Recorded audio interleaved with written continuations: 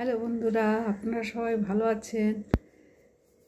আজকের ভিডিওতে এই যে আপনাদের কাছ থেকে কিছু টিপস নিতে চাই। এই যে ধরুন ফিশ ফ্রাই করি, তারপরে অনেক কিছু ক্রিস্পি করার জন্য যে ব্রেড ক্রাম্ব লাগায় কি সুজির গুঁড়ো লাগায়, কোনো ধরুন ভেজিটেবল বড়া ক্রিস্পি করা কি মাছ ক্রিস্পি ভাজার জন্য একটু কর্নফ্লাওয়ার কিংবা বিস্কুটের গুঁড়ো লাগিয়ে ক্রিস্পি ভাজা, এগুলো যখন তেলে ছাড়ি তখন তেলটা তো একটু নোংরা হয়। গুঁড়ো গুঁড়ো অর্ধেক বিস্কুটের গুঁড়ো কি কর্নফ্লাওয়ারের গুঁড়ো এইসব লাগেই তেলে।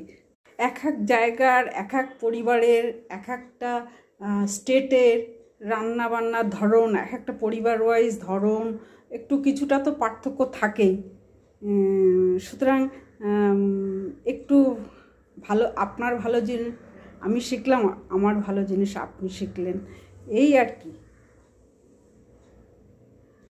অনেক সময় পুর ভরা কচুরি, এই ধরুন কড়াইশুঁটির কচুরি কি অন্য ছাতু ভরা, অনেক সময় এমন ফুলে উঠলো তেলের মধ্যে যে ওইটা ফেটে অনেক সময় পুর অ্যাক্সিডেন্টালি বেরিয়ে যায়। তা সেটা তো তেলটা নোংরা হতেই পারে। তা এটা কি করেন আপনারা সেটা জানাবেন অবশ্যই। হ্যালো বন্ধুরা, আপনারা সবাই ভালো আছেন? আমি মসুর ডাল গরম জলের মধ্যে এই নুন দিয়ে, নুন আর অল্প একটু 1 পিঞ্চ মতো হলুদ দিয়েছি, দিয়ে মটরশুঁটি আর মসুর ডাল সেদ্ধ করেছি। সেদ্ধ হয়ে গেছে, এবার এটাকে এরকমভাবে একটু ঘুটে দেবো। এবার আর এখানে একটা 5 ফোড়ন, এই যে 5 ফোড়ন আর শুকনো লঙ্কা ফোড়ন দিয়েছি, দিয়ে এইটাকে এতে এবার সেদ্ধ হয়ে গেছে, এতে ঢেলে দেবো।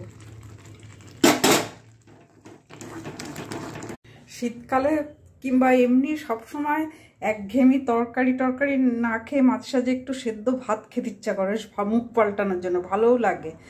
জাস্ট গরম জলে নুন হলুদ দিয়ে ডালটাকে সেদ্ধ করে একটু ফোড়ন দিয়েছি, 5 ফোড়ন আর শুকনো লঙ্কা ফোড়ন, এতে একটু মটরশুঁটি আছে আর কিছু না, আর এই কাঁচা লঙ্কা কুচিয়ে দিলাম এখন, এই যে, আর এই ধনে পাতা কুচিয়ে দিলাম। গ্যাসটাকে অফ করা আছে, আর একটু কাঁচা তেল দেবো, আবার এটা নাড়িয়ে ঢেকে দেবো। গ্যাস অফ করা আছে, আর গ্যাস জ্বালাবো না।